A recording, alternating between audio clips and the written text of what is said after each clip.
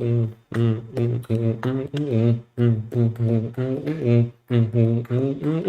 hey, creative community. Welcome back to Open Class Doodles, episode 17. And this one is truly a very dear and important one to my heart, to my soul, and to my spirit. Because today I'm going to attempt something crazy. I want to melt down a couple of books and a couple of inspirational sources into one big formula to present to you the ultimate 36 chambers against the crisis and for success. And in today's episode, we're going to dive into this tactical doodle, and you can take notes along the way, because today is really about understanding that we are talking about some key issues in a very rapid fire type of way. Because I don't want to know you guys, I want to present you the best content, because over here it's always about the best content, the most remarkable content, because this is the COACHMC studio. This is the place where we help you actors, performers, entertainers, where we help you to construct something magnificent, where we help you to shape those unique and very compelling and remarkable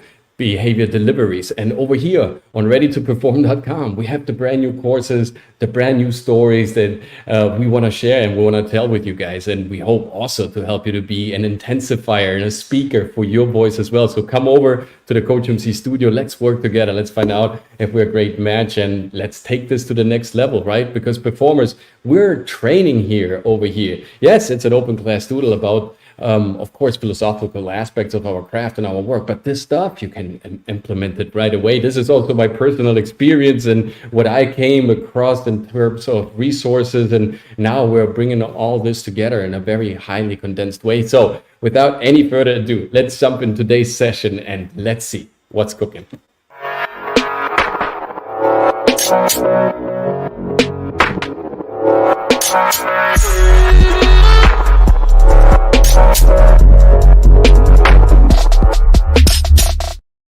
Now, first of all, I want to address something. Welcome, creative community. It's something amazing to have you here twice a week and to discuss with you, to be creative with you, and I really appreciate. But I would also love, you guys, if you're also on Instagram and Facebook watching this tonight, and you get something out of these open classes, out of these videos, out of this information, make sure to also, share this content to your creative community, to the people you hold dearly. Like, let them see something amazing too.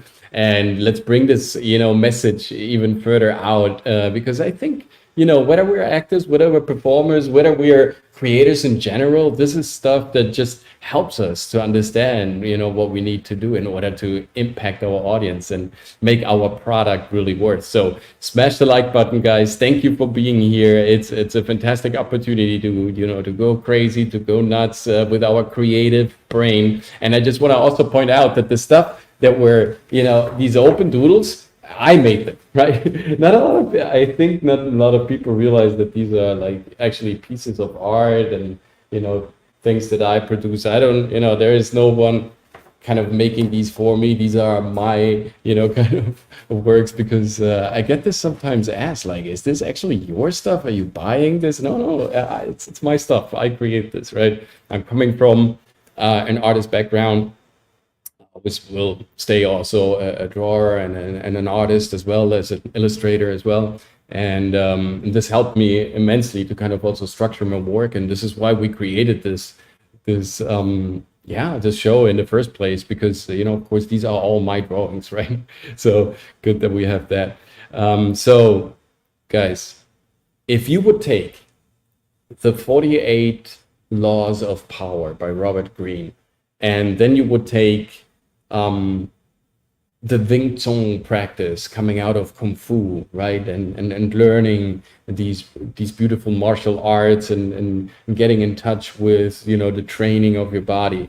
And then you would take maybe, let's say the 12, the golden rules of life from Jordan B. Peterson. And then you would take some, Hong Kong fight movies and Bruce Lee quotes. And then you would take maybe Il Principe by Niccolo Machiavelli, and you would all squash this together. Then you would get today's show, the 36 chambers of success and against every crisis. I call them the Shaolin strategy rules, right? And why we need those, right? You will see in a moment, but this is how I came up with this. It's not just from one source. You wouldn't, I mean, there is not one book that inspired me to do this, or it's just my comprehensive amount of knowledge and of resources that are kind of, tackling the very specific circumstances when we have to, go through a crisis or a very dry period, and how we can face,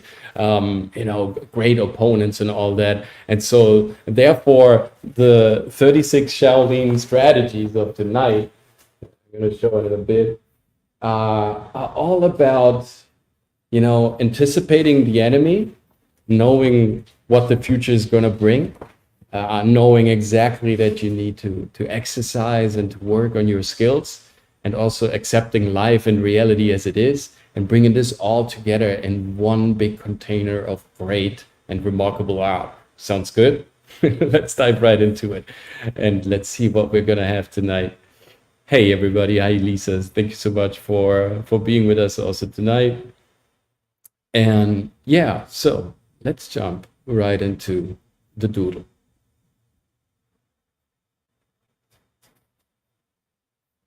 So what I mean by this, when I say, I've kind of, put all these books together and all these resources, all these movies, and put them all together in one philosophy and one set of, tools or strategies, if you like to call them, so that could be applied to any type of, crisis situation, but not even crisis situation. It's more like, so I practice Wing Chun right now, and not as much as I would love to, but I'm still boxing a lot and always being interested, involved in martial arts and kickboxing. And so there is this thing about, when you practice martial arts, is that there are certain things that you have to understand about how it is not really relevant about how you feel or what you think the opponent is like, or it's more really getting in tune with yourself and just standing there and accepting the situation for what it is. And that's what I try to convey with all these rules. And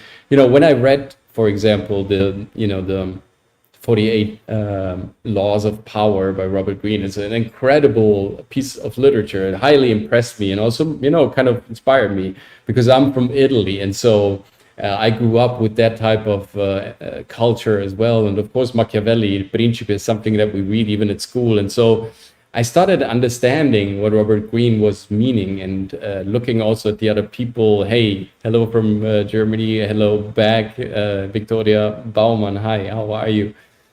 And I was trying to understand, isn't there one principle that stands for all? Because whether we are in the East, whether we're in Europe, whether we are in the States, it doesn't really matter. I think there are some timeless principles that can always be applied. It doesn't matter where you stand, right? And with your creativity and with your willpower, you can then turn them into your weapon of defense or attack, right?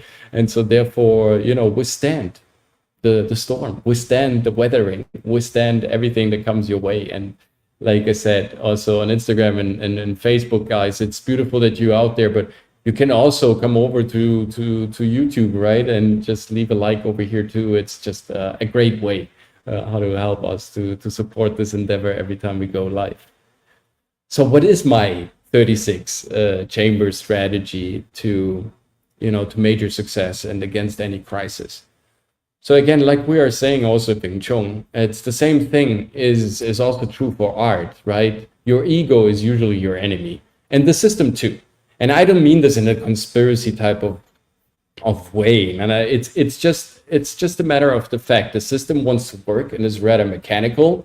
And therefore, if you are a creator, if you're someone who has to look for the irrational, right, the system is hardly okay with that. So there's a lot of contrast, and that friction is actually healthy and in a way also helpful. You should definitely look out for it and not be afraid of it, because this is where the greatest art comes from, right? Once you have to work and fight for your art. So the system is a little bit your enemy, because the system wants you to be, obedient, let's say it that way, right? Yeah, the system wants you to be of course, like docile and gentile and nice, right? The system doesn't want you to be crazy and irrational and chaotic, right? Because chaos is really tough to control. You just have to live with it.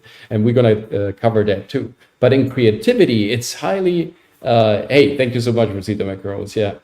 In creativity, the thing is that, the first thing that we have to do is that usually our ego is an impediment to our greatness. And what does that mean? So our ego fights against any type of new work. Our ego fights against any type of hard labor. Our ego always wants to go the route of least resistance. And so what we need to do is that we have to come to terms with our ego and understanding that we have to get with our, with our awareness and tell our ego, hey, it's like, I need to be successful. This is what I want to do. And, I don't care how loud you're going to shout. I'm going to find a strategy to get around you. So what are these strategies?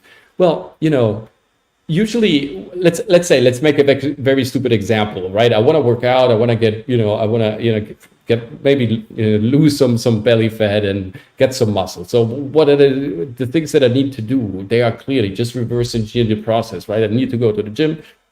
I need to observe like a diet plan. And I need to make sure to, maybe get rid of everything that's, alcoholic beverages in excess, chocolate in excess, right? All these toxic behaviors. And I will get ripped. I will get jacked pretty soon, right? There is no secret formula. And our ego, of course, doesn't want us to do that because maybe, right, he wants to stay on the couch, or our ego doesn't want to admit in the beginning that maybe, my body is looking less cool than the other body. And so therefore I have a problem comparing myself, or, oh my God, what are these people thinking of me? All this stuff is really nonsense, right? It's, we call them ants, automated negative thoughts of comparison, right? We always compare, and therefore we get ants crawling out of our skull. That's all nonsense, right? It doesn't really exist. So, in order to do that, usually what people do when they want to lose some belly fat, so they go to the gym 5 times a week, right off the bat, right? They hit the gym so hard the first couple of weeks, they can barely walk after a couple of weeks, and therefore they lose, of course, all drive in the upcoming months because they have to first recuperate, feel so hard, and they can all of a sudden not keep up with the rhythm that they set themselves in the first place, right? If you go 5 times to the gym, the first week you want to lose, some kilos, right? 5 times, and then after 3 weeks you just go once, you will have a bad conscience, and that will start to get, like, of course, then the serotonins are coming in, and right, all these bad substances, and again, also the ants are crawling out, and so therefore you're gonna beat yourself down, and it's actually gonna be like a struggle against yourself, and it's not gonna be fun. So what do you have to do? It's like, don't start hard. Don't start all in. Don't start putting yourself out there immediately, like to full pace and go to the gym 5 times a week. Start once a week.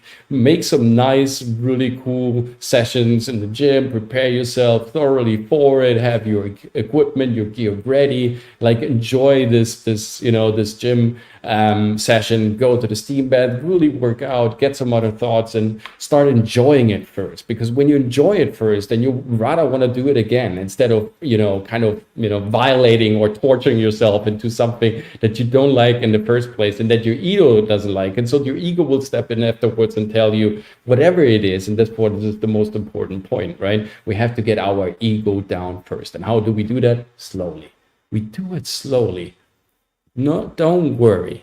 We get him there to enjoy this process, right? Slowly. Don't go all in immediately. Get a foot into the door. Increase slowly but constantly. Because once it gets into the muscle memory process, you started getting addicted to it because your body craves the neurochemicals that your brain injects every time you get to the exercise, because of course that will stimulate your brain, testosterone, and also other levels. So therefore your muscles will start to crave for that once it's installed in your muscle memory. So constantly builds actually long-term relationship and legacy if you do it slowly and constantly, rather than going all in from week 1 and then losing, of course, that type of consistency and getting into that negative thought and negative talk type of process, which is, of course, very destructive. We want to avoid that. Every Shaolin knows that, right? Let me take you back to Shaolin Mountains, right, in today's episode. And let's breathe in and let's realize our ego and the system are our biggest enemies. There is no other enemy. It's all us.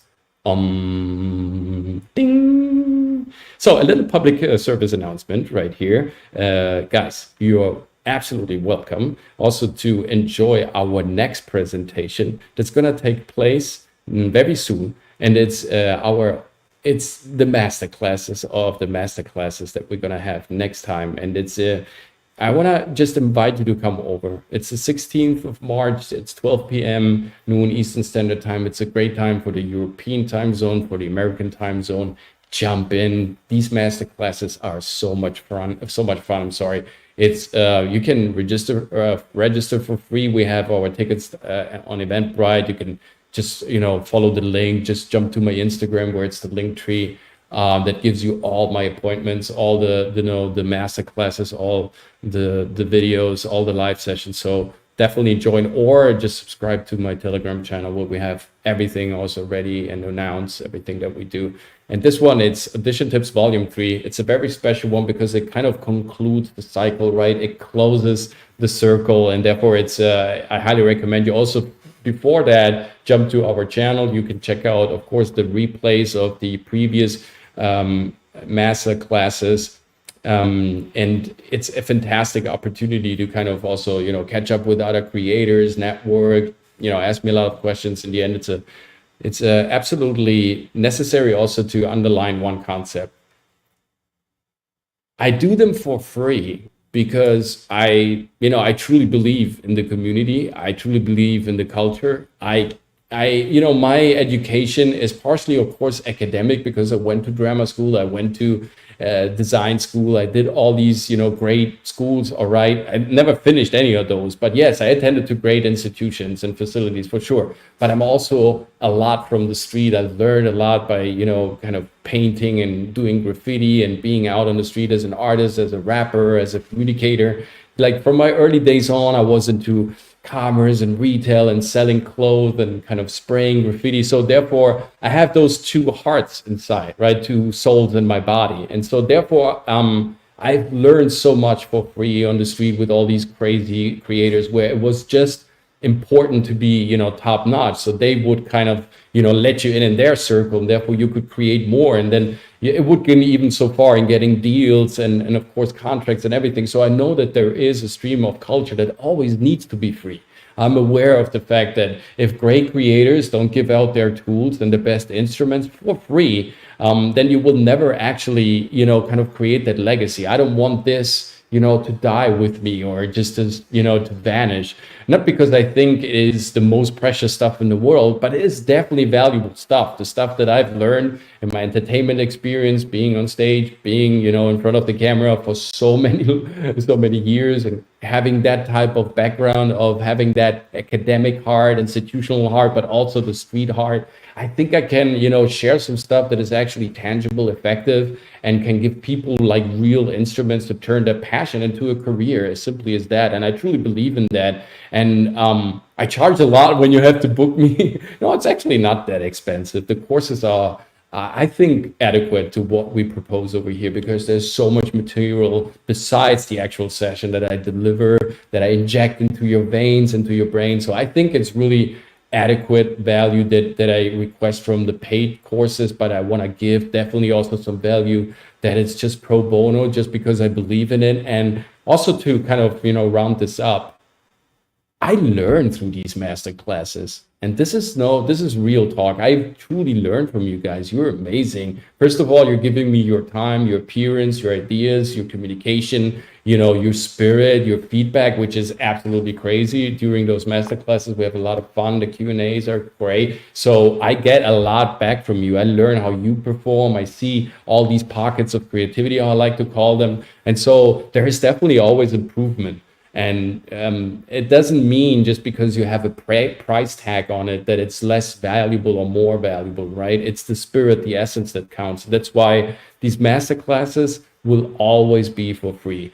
Once a month, just let's get together and let's go crazy with art. Let's perform. Let's talk. Let's ask questions. Let's find a creative community that kind of helps you also to thrive and to develop new ideas, because this is what it should all be about. And I believe that if you check in something with the universe, if you give something to the universe, if you're generous, the universe gives back to you. And this is what the principle of today's open class doodle also kind of represents. So sorry for the rant, but I thought it was necessary because I've encountered this comment a couple of times. Yeah, well, if you would be so valuable, why you're giving this out for free, and why if, like, a great coach should always charge for his for his lessons and for his teachings. Yeah, I don't necessarily believe that. I believe, like, if you're making your environment better, the environment gives back to you, and so therefore we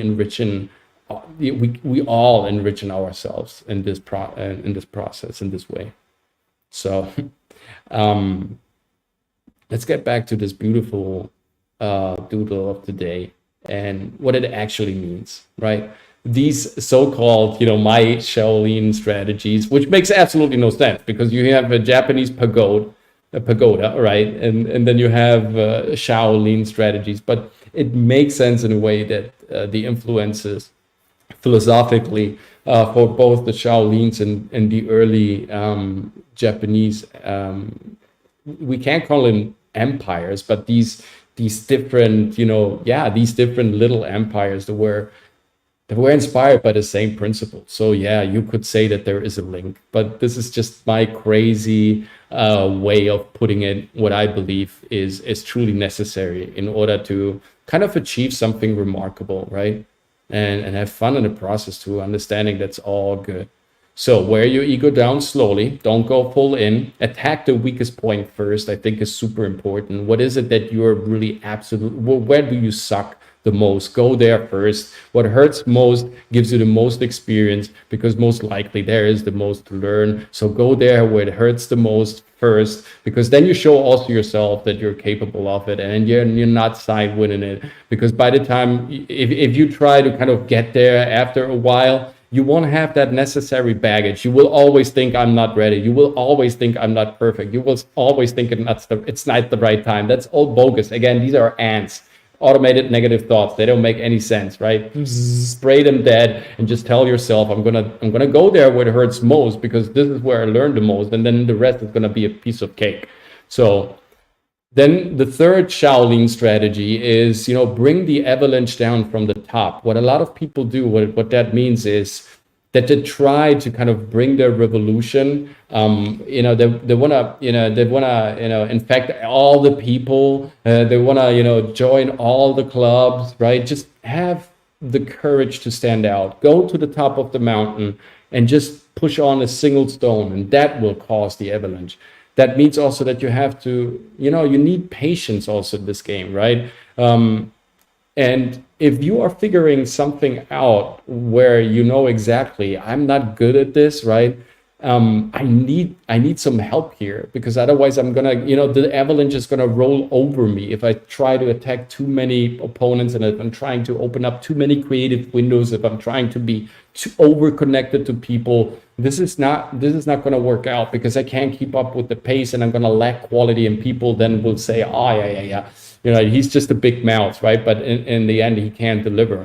And so go to the top of the mountain, get some good people you can work with, and let's start this revolution slowly. Tip on one stone, occupy one niche, and then move it on and branch out and spark out slowly, but constantly and steadily. 5, don't fall in love with the problem, get obsessed with the result, right? In Wing Chun, there is this beautiful, it's a very similar saying, right? You fall in love with the problem. Hey, how can I counterattack this move and counter? Yeah, that looks nice, but it's not effective. What is the result? What is it? Where do you want to break the opponent's structure? So go there on the, in the fastest way. Maybe, and we will talk about that, you will bluff, right? To kind of indicate that you're going in some way, but then you go in the other way. Maybe you just want to, make him feel like you're attacking with, like a roundhouse kick, something that usually doesn't happen in Wing Chun, or like a side kick, but in reality you are, attacking, with, whatever's, fist attack. And so, yeah, you can have those bluff tactics, but the really important thing is that, you're not What's up, Pat? Thank you to have let gravity do the work smart, not hard. Yes, absolutely. Don't fall in love with the problem. Sometimes our brain, loves to kind of tinkle about endless solutions, right? No, no, no, no. Go to the result. Get obsessed with the result and work accordingly. Don't get distracted. Look first where it's quiet. That's it's also interesting, right? So people get distracted by the noise, right? Look where it's quiet. Where Bruce Lee always says, "I'm not afraid of the warrior that shouts and barks. I'm afraid of the observant, silent warrior that sits in the back somewhere in the corner. He is the threat to my health, right? He's a worthy opponent. I can see that because he's quiet and he's observant. He's learning how to defeat me. He's making up tactics, right? The other one shouts and barks, but he's not making up a successful strategy how to defeat me." And so, look first where it's quiet. Usually there you will find the greatest pockets of creativity. I can tell that's also by myself, like, from own experience. When I'm creating, I'm quiet, and then there's good stuff coming out. Of course, I can think with a loud voice, but I'm more just for myself. It's an intimate process, and there usually the good stuff happens. Some crisis is just noise. Some crises are just noise, or to redirectors. Stay sharp. Yes. So enemies sometimes can, of course, put a crisis out there that is not really a crisis. It's an artificial crisis, right? This crisis is made up in order to distract us. The enemy does this very, very often. The system does this as well, right? And sometimes also an opponent can fake to be wounded, right? Or to, have suffered like a major hit, and then he comes back with a vengeance. There is this famous tale about there was this skyscraper race once in the 30s in Manhattan, and so people were kind of competing. The companies were competing with each other, like who was building the tallest skyscraper, the tallest high rise. And so famously there was the Chrysler building that was reaching like a new height for that time, and it was competing with the Empire State Building. Then the Chrysler development group thought that the Empire State Building would end in the way it would, but the fact of the matter was that the building inside was hollow. And so what the other builders were doing, they were hiding the final parts that were still needed to be stacked on top, and so therefore they were hiding almost half of the height of the building inside of the building. That was a genius move to not give away how tall their building is going to be, in order to not let them, the Chrysler building builders, stack new buildings and new pieces of building on top, so that they could win definitely the race and be the highest building in the world, right? So that was something, is like so sometimes people are telling you, "Hey, this is a crisis. I suffered a major blow. Please don't hurt me. Look at me. I don't have anything," but it's just a way to cover up. So stay sharp. Right? Don't get distracted by the noise. Look out for the signal. Prevent the crisis by looking where nobody else is looking. Point number 8, right? So sometimes the crisis, you can be prevented by observing the market. So the COACHMC Foundation, I wrote this down here, is because the COACHMC, like the studio, was our foundation. It was due to the fact that back then, when my wife and I, we were living in Rome, and we had this nice apartment in the middle of a beautiful area, Flaminia area, close to the Olympic Stadium there. And so people, there was a nearby acting school, and people were realizing that we could help them out with their English auditions, because in Italy they're shooting a lot of English auditions. So the Italian market at that time, and still is in deep, the film market is in deep crisis, right? It's not producing any numbers anymore. Theaters are shutting down at a dramatic rate, and so therefore everybody is of course crying. There's blood on the streets at Rome right now in the film market. But we, over 10 years ago, we realized, look at this. Yes, the Italian film market is in a crisis, but the international film market, where the international productions are coming into Italy and shooting a lot of their feature films, right? From Ridley Scott to, Ron Howard to, major directing stars. We have George Lucas, Tom Cruise, right? Everybody's shooting in Italy. And so therefore, of course, like everybody wants to capture Italy. And so therefore, there is a big need. There is a huge need and demand for Italian actors for some of the extra roles that at least can have like a couple of lines of spoken in English. And so we were there where nobody was at that time in Rome, helping these actors out, right? With pronunciation, inflection, what the dialects are and the accents are. what the American rhythm, the English rhythm is compared to the Italian rhythm. So we were looking somewhere else, right? We were preventing the crisis that was hitting the film crisis, the Italian national domestic film crisis that was hitting Italy very bad 10 years ago, 2013, 2014. It was like 2012. It was really not a good time back then. And it still isn't the best time. Now, of course, through Netflix and other, service providers and streaming providers, the situation is a bit better, but back then it was really tough. And so we were looking where nobody else was looking, and we laid the foundation to the COACHMC studio. We created our little small creative empire when there was literally blood on the streets and a heavy crisis going on. So rule number 9, Shaolin strategy, home, stay flexible and light. Big armor means less movement. So there is something that I definitely also learned from Wing Chun, right? That it's about soft structure. It's about being light. This is how you can absorb and redirect. If you're too heavy, your structure will break. You're stiff. You can't really move. And so in Eastern philosophy, and you might get it by now, right? There's a lot of Eastern philosophy going on in the open class doodles. We had our third open class doodle, I think the third episode was about, the storytellers. And we were talking about this guy right here. I just want to show it to you really quick. This was a drawing taken out of the third episode. So you're highly encouraged to check that one out too. So we love Eastern philosophies because they get to the point. They tell a very, very compelling story, and they make it clear through interesting metaphors what it is that you need to learn in life. And again, this quote, right? Let's do a Japanese samurai. Watashi no monogatari no tsutudekata. Right, so it is our way of telling the story. So make sure to check out Open Class Doodle episode 3. It's all about that and about being the storyteller and the hero's journey. It's I think it's the third one. It might be also the fourth one. No, I think it's the third one. But you can check them all out, right? Just watch them. They're good. It's good stuff, right? And leave a like.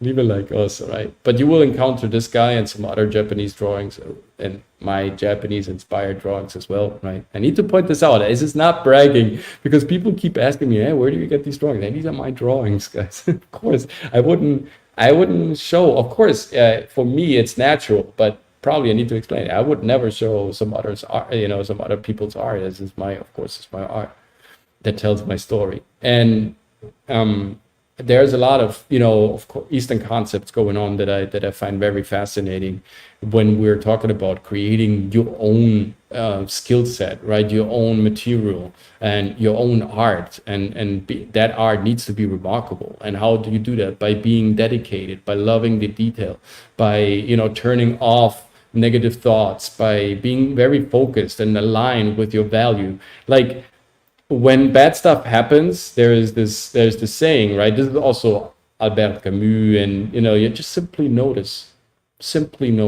right? It's an event. Good events, bad events, they don't exist, right? Just notice. So, rule number 10, to have success and to fight every crisis. Crisis is a great filter it's like a system to find out who your real friends are, right? Embrace crisis, because crisis means you can find out who your real friends are. I don't think that I need to exemplify this more, right? It makes a lot of sense. And through a crisis, you really learn who stands with you, who loves you, who's loyal to you. This is really important. If you wanna win the battle, you need to know who's loyal to you, who has integrity, right? Who shows loyalty.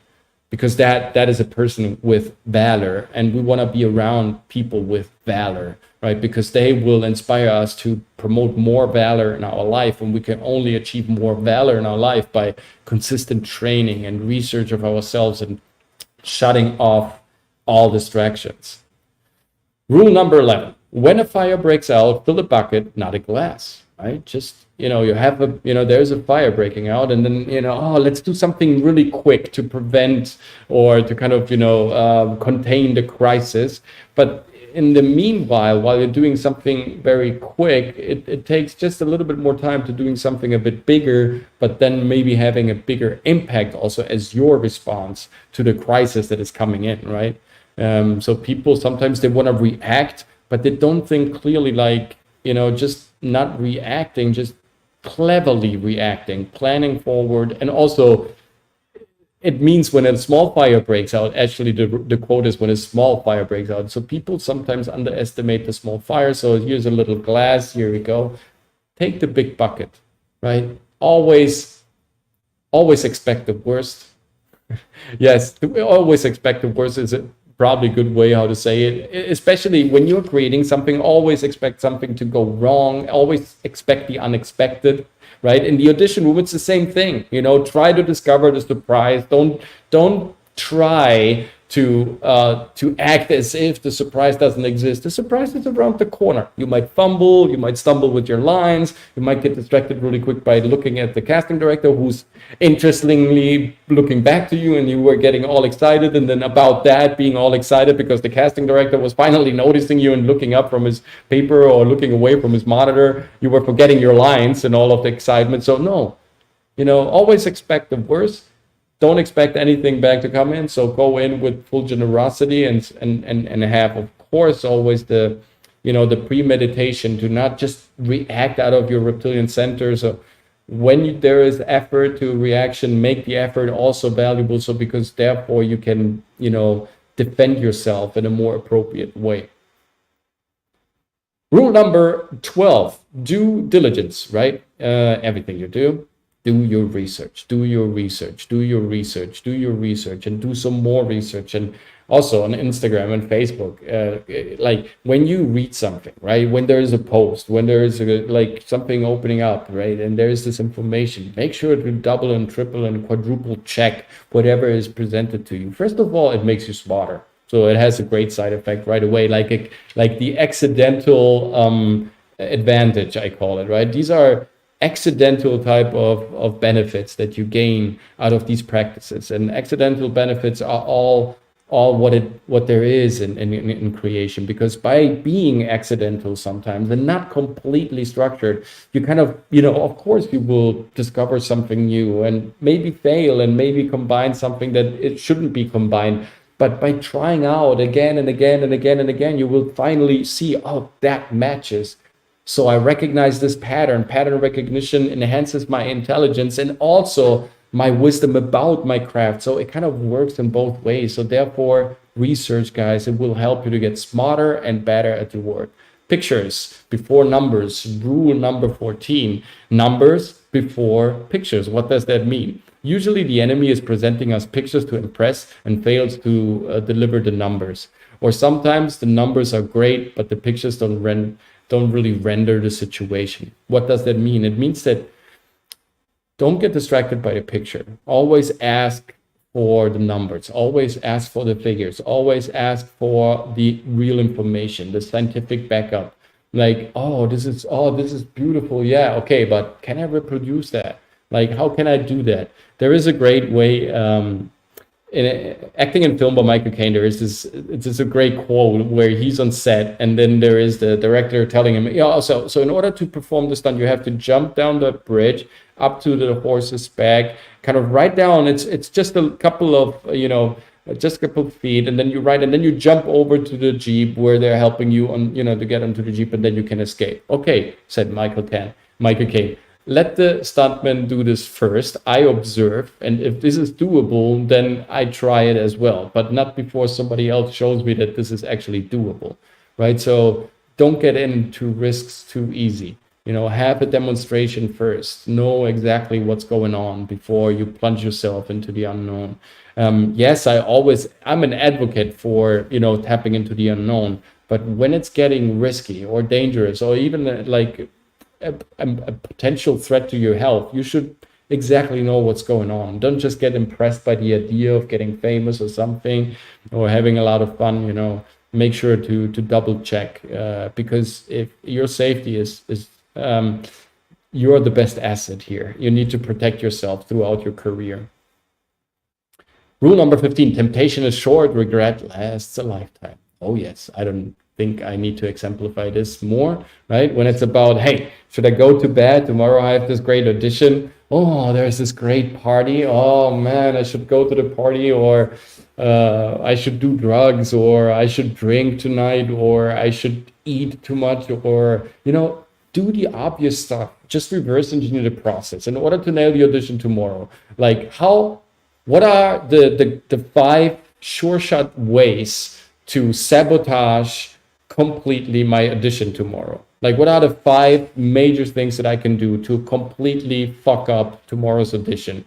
Like, first of all, of course, not going to bed, drinking too much, or doing something bad to your body, or running into a risky situation that could potentially turn out to be an accident and injure yourself in a way that it's visible. All this stuff, right? It's just reverse engineered. It's like, exactly what to do in order to have a great audition tomorrow, in order to deliver a beautiful painting or a great idea to your client, right? If you sabotage it first and don't expect the outcome to be great later on, right? Let me know also in the comment section, guys, what you think of this, right? I'm running through the stuff because we have a lot of points to cover, and also I want to make it as enticing as possible. But of course, if you have any questions, feel free to chip them in, right? This is a conversation still. So even on Instagram, on Facebook, let me know in the comments what you're thinking about this, about certain points. Which point do you like the most? Right? What is it that is the hardest for you to achieve? Because this type of feedback helps us also to, to improve the program and, put stuff in there that is really like, valuable to you, because you guys are the audience in all this, right? And the more you enjoy it, the more we enjoy it over here at the COACHMC studio. And point number 16, don't control what's not yours to control, learn instead to live with it, right? Chaos can't be controlled. Now, there are many ways.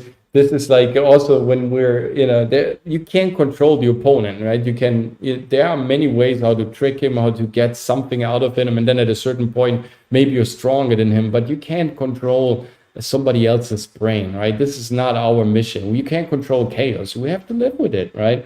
Sometimes our endeavors, they bring us, to people, that are a bit chaotic. Our environment sometimes is chaotic, of course. It's not about us, about changing the environment. It's to live with it and get the best out of it. I mean, we're all chaotic. Even the most grounded, rational people that I've met, I sometimes coach, like people that on the surface look super like kind of set up and clean and needy, and also like if you look at their jobs, you think, hey, they're all set, right? They just need little details and kind of, but on the inside it's rather chaotic and messy, right? Which you would never assume. So don't judge the book by its cover, I would say. I think this also represents the somewhat what we have here, point 13. Some armors are just shiny.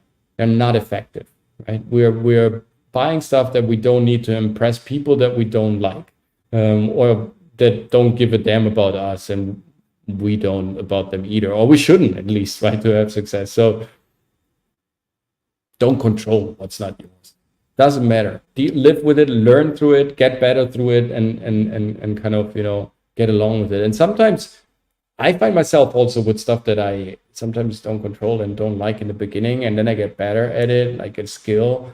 I find to like the skill even more in the end, because I started appreciating it through the reluctance phase first, right? Usually, hey, when we want to learn something new, it's like, hey, cool, I want to learn something new. Let's jump into something. What is it, like a language, or do I want to learn to draw, or to go on a skateboard? What is it, right? So we're excited about that. And sometimes when we need to learn it, though, when it's forced on us, when we're actually reluctant to the idea, then not always, but there are a couple of times where this stuff grows on you and it gets important to you, and you've learned so much more through the reflection. Hey, I've mastered the skill that I actually didn't want to learn in the first place, and this gives me also control about another facet of myself.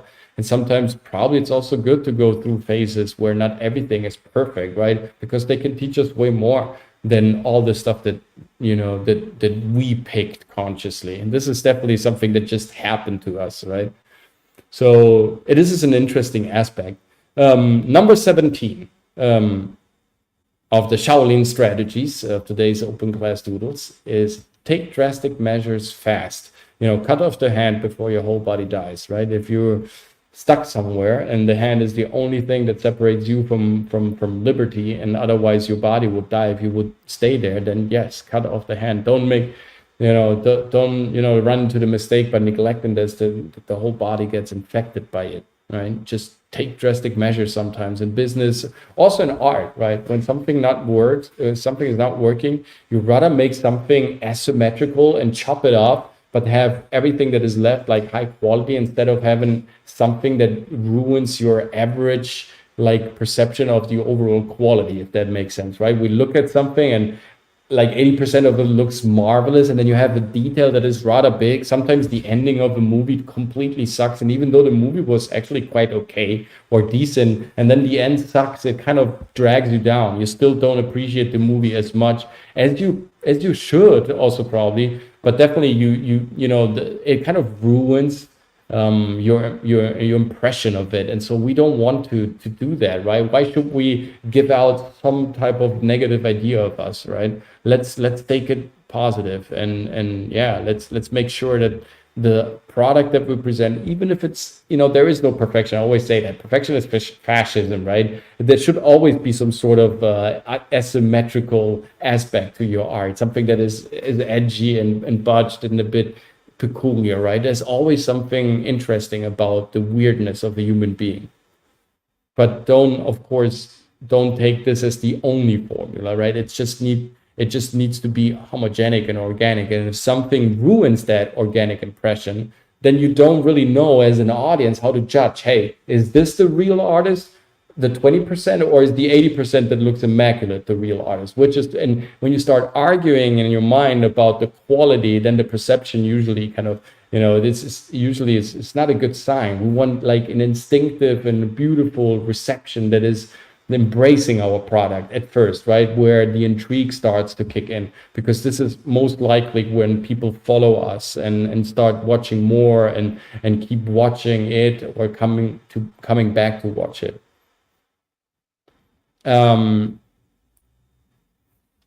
So too strong leaders are a signal of weak teams, right? If you're the strongest leader, and if all the leaders of an organization you have to deal with, the leaders are strong, and usually that's a sign for the teams being weak, right? You have all these alpha males. I mean, they're good, of course. You need leaders, but it should be like also there. It should be compensated adequately, right? If people are too strong, they have weak teams, right? You have great, beautiful officers, shiny armors greatly, but all the focus is on them, and actually some resources were taken away by the smaller soldiers. So make sure for your project to have, yes, of course, strong leaders there, but actually the team, the collective is the strong thing. You just need one strong leader and a strong collective, and that is actually more than enough to have a successful enterprise. You don't need that many strong leaders, because of course there is also the competition game, right? If you have too many alpha specimens, right, too much alpha is also not good. Diversify, right? What's working, what's not working, right? And not everything works. Change the pace if something is not working. Change the object, change the product, change the instrument. Don't get too attached to it, right? Diversify, yes, but do it right. What is working, what is not working.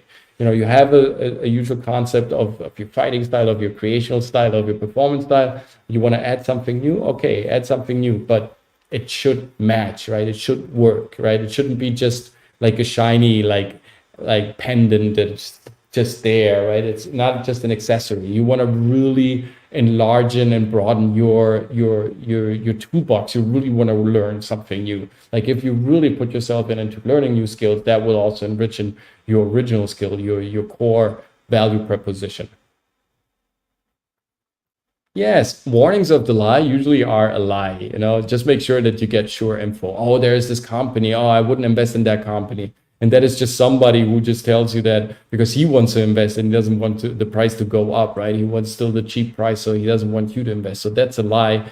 And so don't follow the lie, because don't follow the warnings of the lie, because they're usually a lie. 21.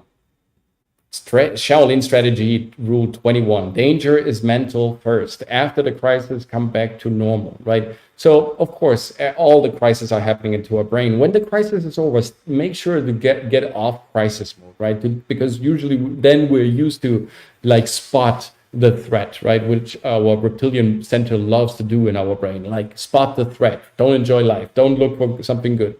Spot something bad, right? We talk about the negative stuff first. It's good to have that awareness when the crisis is going on, but when the crisis is over, make sure to turn your brain off mental crisis mode, right? It's back to like regular mode. It's even though we always have a crisis, because the system enjoys to put us through the crisis, because that makes us more perceptive to consummation of products that we don't need. 22. Rule number 22, look for other solutions. Always look for other solutions. Be adaptable. Always look for other solutions. What if? It's a great way to test yourself, right? It's a great way to test your theory, your thesis, whatever you have. Just ask yourself again, what if this happens? What if that happens, right? Never be tired of looking for other solutions. It doesn't mean that you necessarily need to apply them. It's just to stress test your theory, right? Your Shaolin strategy theory to get out of the crisis. No devil's pact. Please, guys, stay off the devil's pact. You know exactly what I mean, right? Sometimes there are offers that they sound too good to be true, usually because they're not true. There's a hook. There is something nefarious. There's something shady going on. Don't believe the hype. Don't get distracted by the shiny armor, right? Some shiny armors are just not effective, right? It goes both ways, right? No devil's pact, right? No, don't go for the shortcut.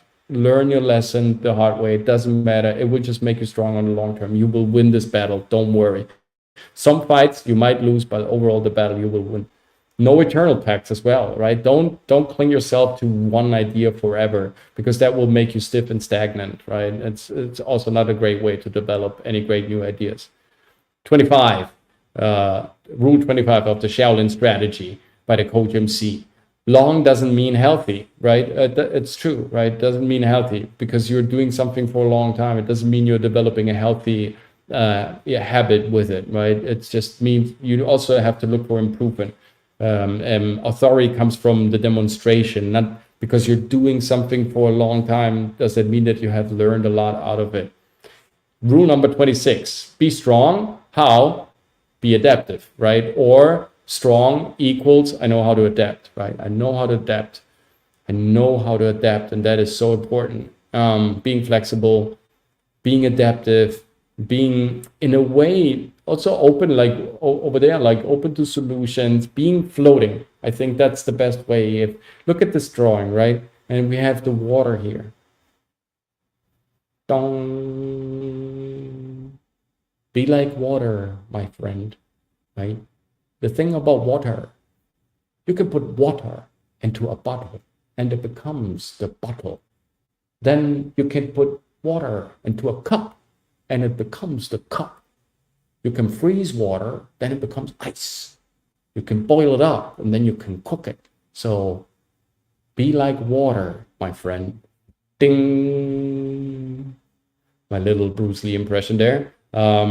Be floating, right? Be like water. Be adaptive, be liquid, right? Don't give out too much. Don't telegraph too much. It could be this, it could be that. Don't give out too much information. Why?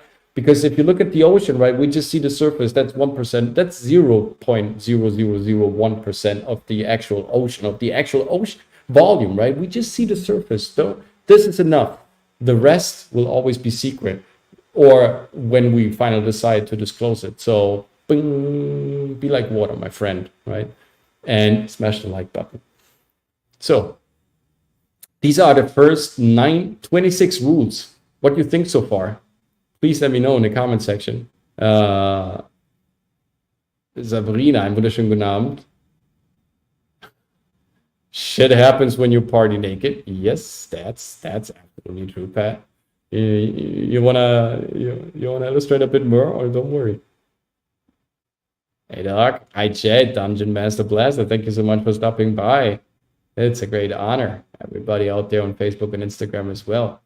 Yes, these are the first 20 rules. So, like I said, this is like is as if I would, condense the 36 chambers of the Shaolin with 48 laws of power, with 20 golden rules of life, plus a couple of Bruce Lee movies that I've seen and watched throughout my childhood and my puberty, of course, and Jean-Claude Van Damme and the other incredible Michael Dudikoff. I was watching all this stuff. So in my head, when I grew up, I knew also David Carradine, Kung Fu, all these series had some sort of a core truth to it. I really believe that. And then when I kind of, stumbled over these books that of course are a bit more deeper and philosophical, I started understanding some of the Shaolin concepts better. And then I started practicing Wing Chun myself and doing Tai Chi. And Qigong Tai Chi was also part of my drama school education. So I was always surrounded by these Eastern philosophies, these martial arts, these books. And when I read Il Principe, so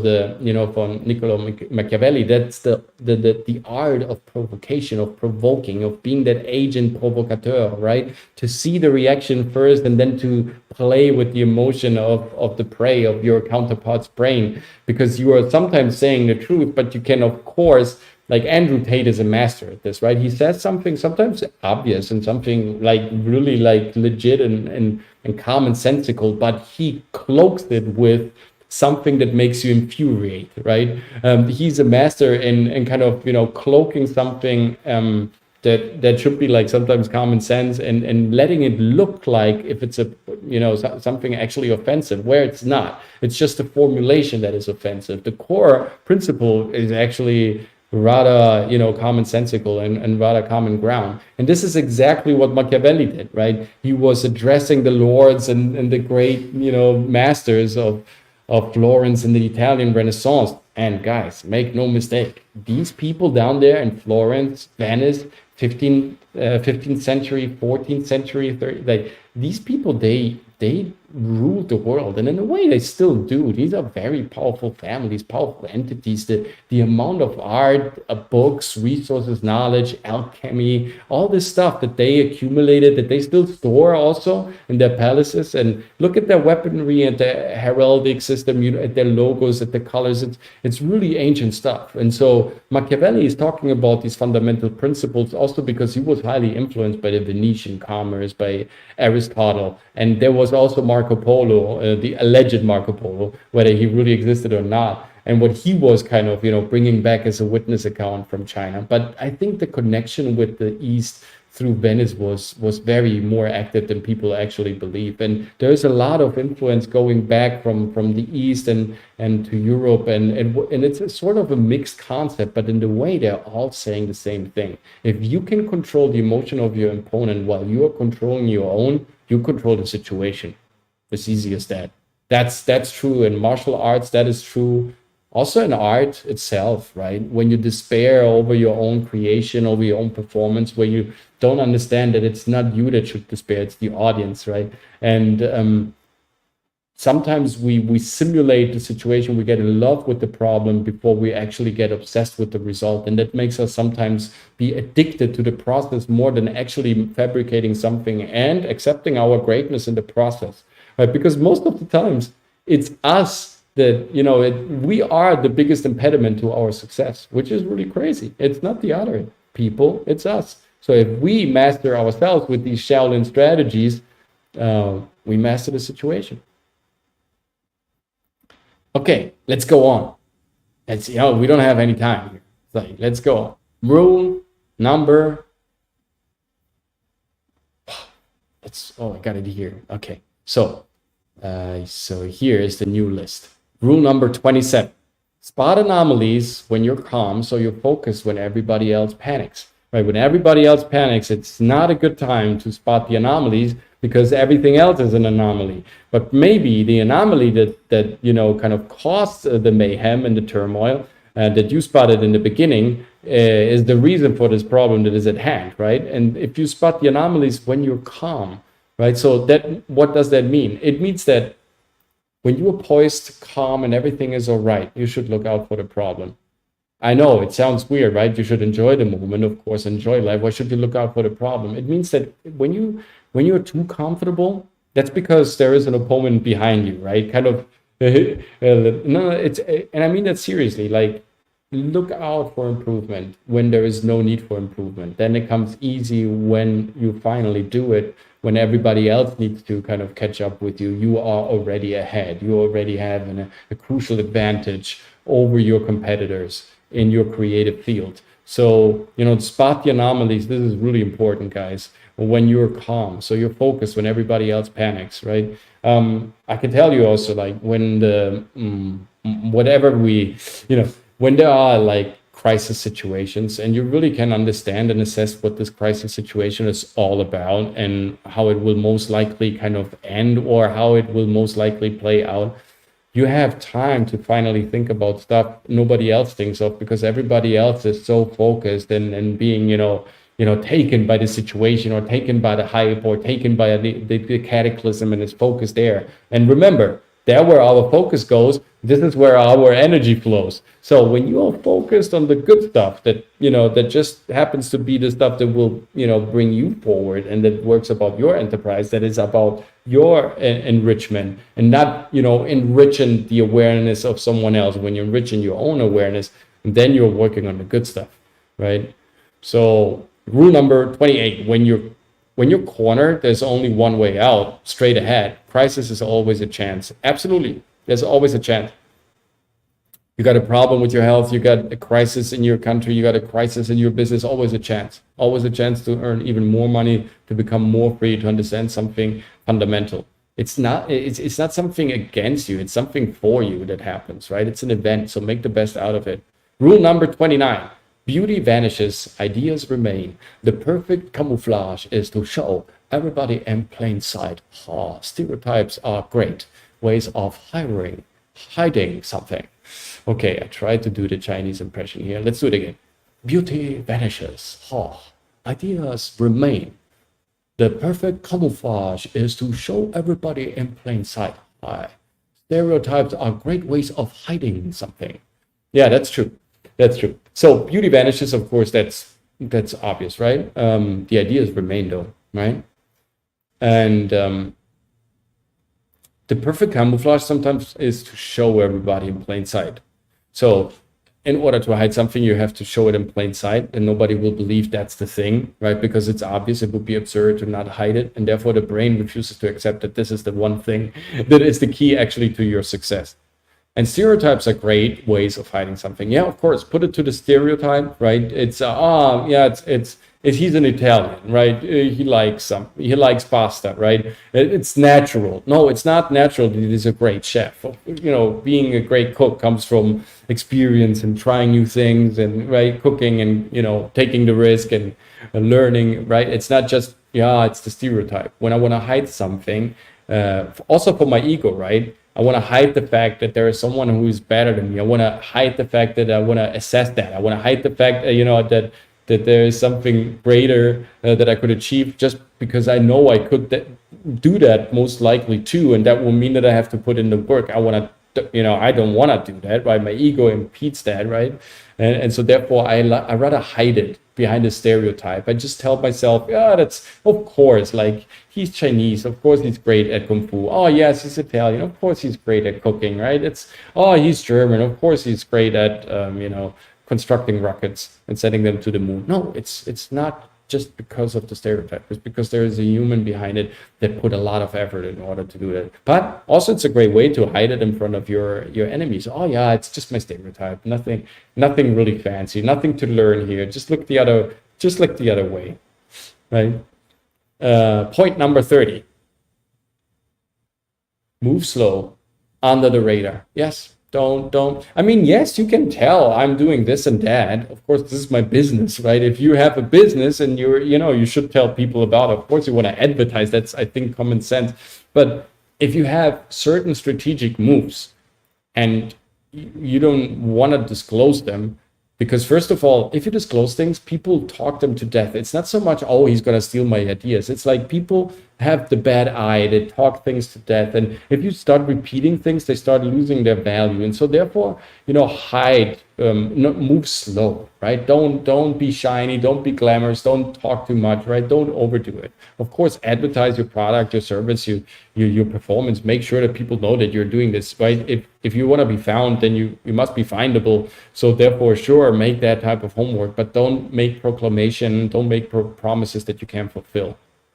Number 31, what we crave makes our opponent strong. Use it. Yes, if we show our opponent what we crave, our opponent thinks he has leverage over us, but then actually that's not true anymore. Think about Kung Fu Panda, right? At a certain point, Shifu was tricked into belief by Po that, of course, Po is still that panda that needs to eat all 5 seconds, basically, right, in order to stay on the positive side of things. And at a certain point, hey, what's up, everybody? I'm talking here and I don't see, this is incredible. What's up, Hypnotic? How are you, sir? It's great that you're stopping by. Thank you so much. 2 minutes and I'm not addressing this. Dungeon Master Bless or something. I agree. Yeah. About what? No, I know. And Pat Pratt, I'm pretty much just full of one-liners. Good show so far. Thank you so much. Yes, that's an excellent point that you're making here. Always keep people guessing how much or how little you know. Definitely, this is something that I took also out of Machiavelli's teachings. There's a lot of Machiavelli in this last page, right? Machiavelli was always about, hey, if you spot anomalies when you're calm, maybe you can, incentivize the anomaly and turning that into a crisis. Exactly, you are actually a tipping point of the crisis, and you initiated it, and therefore you can be focused and achieve your goals. So that's a very, very powerful as well. I mean, it also means that you are just looking forward, that you're trying to be visionary in your work and not so obsessed about the moment, that you can accept that there is a type of we need also on YouTube. I think it's a great it's a great platform to illustrate this point. Like on YouTube, we have to put in many hours that are invisible to the big audience, right? When we grow our channels, thank you so much, by the way, guys, for stopping by and hitting us up today. But there is a lot of phantom work, right, that goes into having a YouTube channel like ours, right? The announcing the stuff, thinking about the topics, and creating that type of synergy with other people, and jumping on someone else's chats and looking for the trends and the hype. So there's a lot of background work that you need to do, of course, in order to grow this channel. And so not everybody's willing to do that, but it's a great way to learn how these structures actually work, how these human connections work. So definitely YouTube is a great metaphor for that there's always work behind the work, and that we should crave that, because that makes us stronger. Rule number 32: ruin your reputation so you can bluff. Yes, I mean, if let's say you're Larry Fink. I mean, once your reputation is ruined, you have full liberty, right? Of course, it's harder to get, let's say, admission to a very exclusive club, or to get a loan in the bank, or once your reputation is ruined, but you enjoy very great liberties also with creating material. If you are controversial, that's super. When people talk about you in a controversial way, if you're also on YouTube, it's great to have controversial themes and topics, right? That helps definitely to boost the channel, to create more engagement and people commenting each other and all that, right? Everything that sparks the conversation is interesting, because attention and awareness is the currency of the 23rd century. So what once your reputation is ruined, there's really nothing you should be afraid of. You can bluff, right? Nobody will believe you, and then you have that magic card right in the back of your hand, and you will most likely win, because this is like the dark horse of the game, right?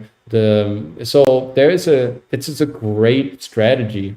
Also, this is coming from Umberto Eco, right? Like in Baudolino, in his book, he describes that if you wanna discourage an opponent that is laying siege to your city, right, make sure to kind of leak out like a cow that is, and its belly is filled with all, barley and wheat, and it's well nurtured, right? And so the enemy thinks, look at this cow that we just found, that just got out of the city. She's dead, but she's full of, she's full of produce, man. They are rich, and they are not starving inside of there. This siege could, last for another couple of months. We don't want to stay here. That definitely kind of demotivates them a lot and undermines their motivation of staying there any longer if they think that the opponent has still months of, of kind of storage and food and everything else. So you think differently about the context of the opponent if you can bluff and let him believe that there is something else going on. And Umberto Eco, in this book, Barolino, is a long book. I wouldn't say it's his most brilliant work, but definitely that part impressed me a lot,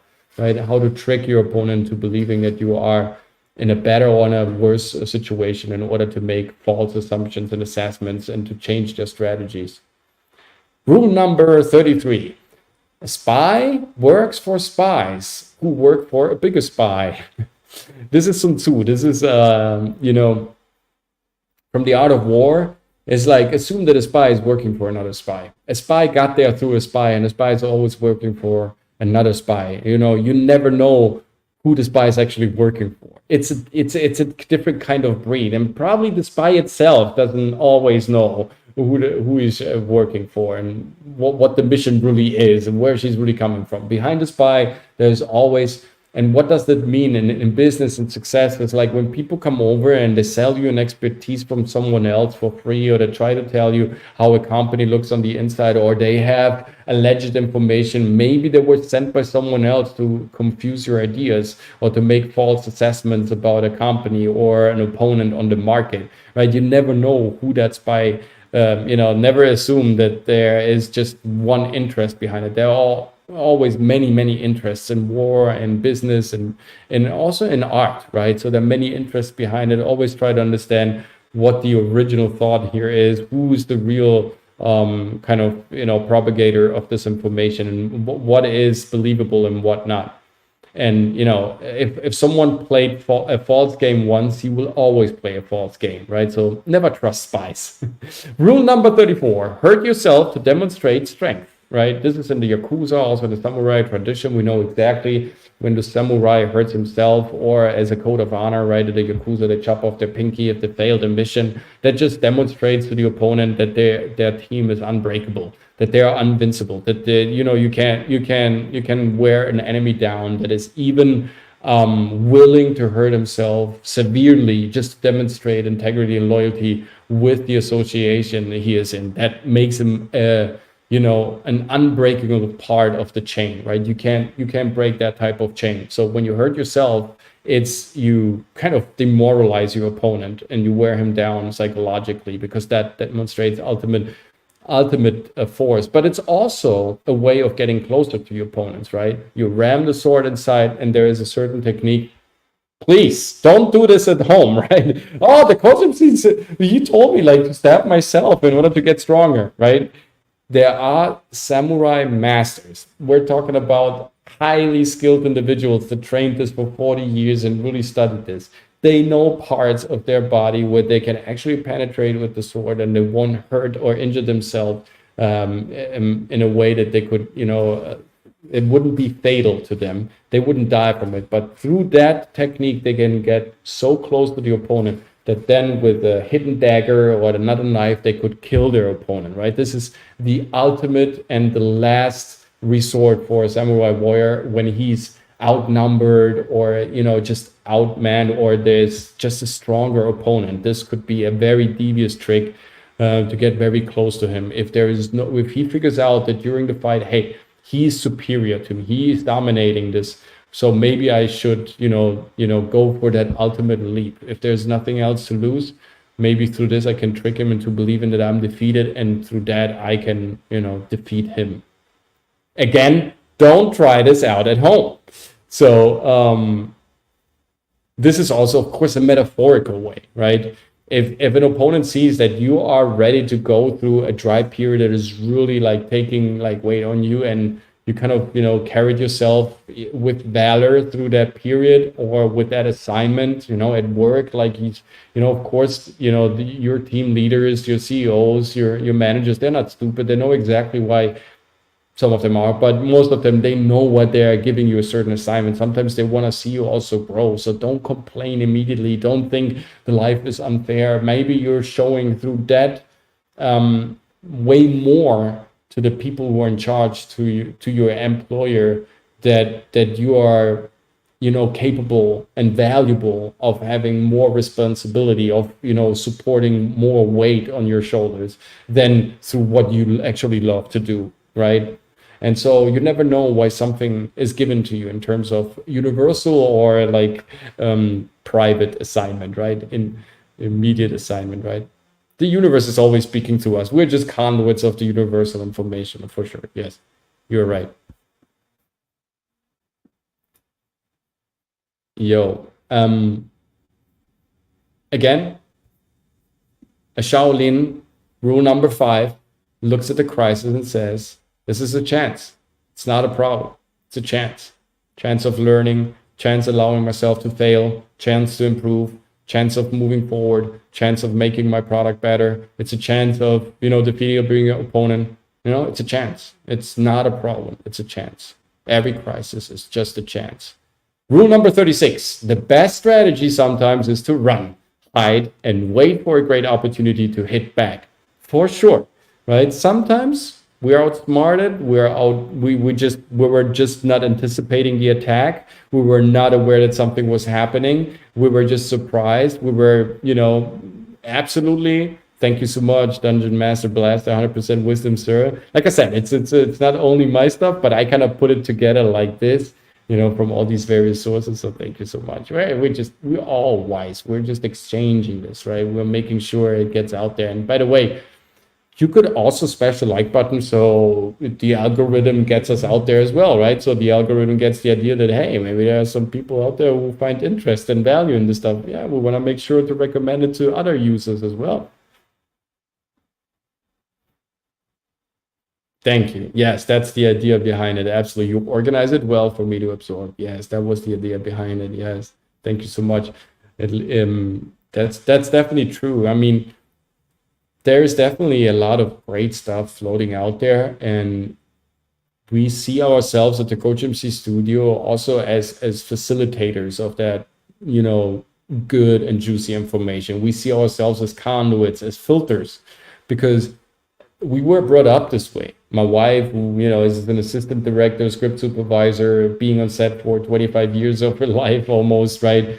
And shooting feature films all over Italy. Myself, being first on stage and playing the dramatical stuff, the theatrical stuff, and then being in the studio, on the studio lot, and playing the TV stuff and the show format entertainment.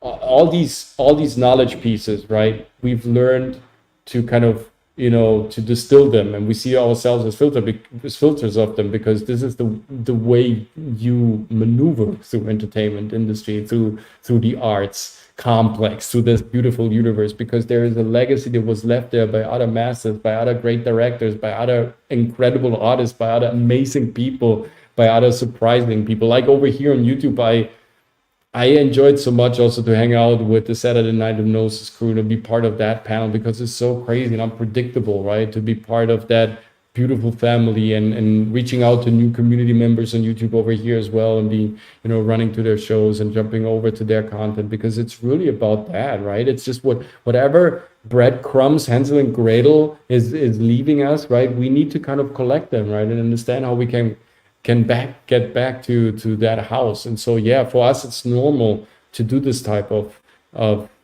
evaluation. And so it's beautiful if you guys kind of jump on board and say, hey, this is actually greatly organized. This helps us a lot to understand and digest the information, because through that reflection, we understand what is effective and what not. And so it helps us also to kind of course, streamline a better product for the creators out there who like to kind of, hire us, or just jump into a discovery session, or have an interview with us. And by the way, we have a beautiful talks on acting coming up with Sir Darius Blaine He is fridge on the Jumanji franchise. He's a beautiful and great actor that is well renowned, and at the same time he's a very powerful, very interesting acting coach who has a studio in LA, but also gives master classes in Atlanta. And we interviewed him, and it was a great conversation. Just want to invite you to look out for that.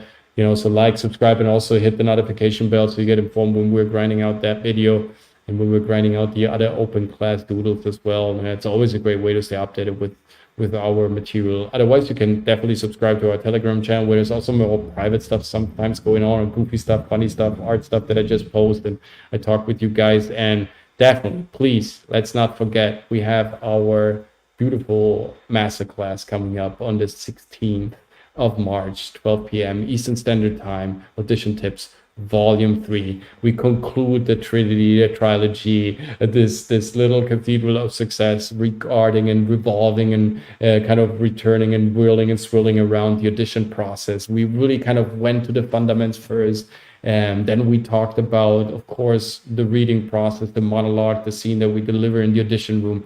And now part 3 it's going to be about the transactional process, the slate, the networking, what's important, how to communicate, what should I include in my slate, what is really cool on self-tapes, all this stuff, right? So definitely, just register with the link down below in the description or directly on Eventbrite. We have also, of course, our next open class coming up Thursday, 3 p.m. Eastern Standard Time. I'm not quite sure what we're covering, if we have the song open class doodle episode number 2 with White's Metal from the panel as well, from White's Metal YouTube channel, or if we're going to do something else. Let's see. You can also give us some of your ideas, what you love to see in the future. We have a lot of books, a lot of resources and folders full of information and doodles. Let me also know, guys, in the comments, also on Facebook and Instagram, what you like to see getting covered as topics, right, in the future. And definitely check us out on readytoperform.com. Book the discovery session. Let's get in touch. Let's see if we're a great match. If it's a show reel, if it's a monologue, if you like to improve your audition skills, if you love to kind of maybe, take a look at your career and lay out the blueprint, the strategical success blueprint for the next couple of years, and have somebody from outside analyzing your portfolio, auditing your material, and kind of giving you maybe a Polaris to navigate to how to organize the next couple of years in show business, or how to enter show business for good, right? So definitely hit us up on readytoperform.com. Guys, ladies and gentlemen, thank you so much, creative community, for stopping by today. It was a great honor sharing this material with you. Like, again, these 36 Shaolin strategies that are based on all these mixed elements and different resources and fountains and wells of inspiration that I gathered. Hopefully they helped you to kind of, breaking down a little bit of what you love to propose and how you should deal with the crisis, and how you can come out triumphant, right? And with a lot of fanfare and beautiful colors and smiles on your face, instead of being depressed and and armless and weaponless and confused about what's going on, because we always have a way of finding our true North Star. We always have a way of navigating. Thank you so much, Pat. Thank you so much, Dungeon Master Blaster. Thank you so much. Shout out to Hypnotic, to Sabrina, to everybody else for stopping by. It was really, really cool seeing all your comments. Rosita, thank you so much. Lisa, Victoria, thank you on Instagram. Thank you to the Facebook crowd. Definitely pumped about the next open class doodle. Let us know in the comment section what you'd like to see. Follow us on Instagram. Stop by at the Saturday Night Hypnosis every Saturday, 8 p.m. Eastern Standard Time on Hypnotic's YouTube channel, where we get completely nuts, where we go nuts and crazy and destroy bad entertainment and therefore creating good entertainment right off the bat. We're like 3 warriors with 1 strike. You will love the show as well. Check us out. Subscribe to the channel, guys.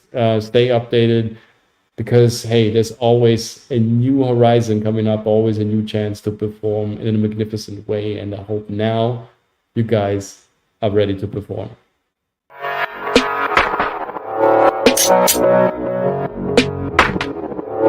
Thank you.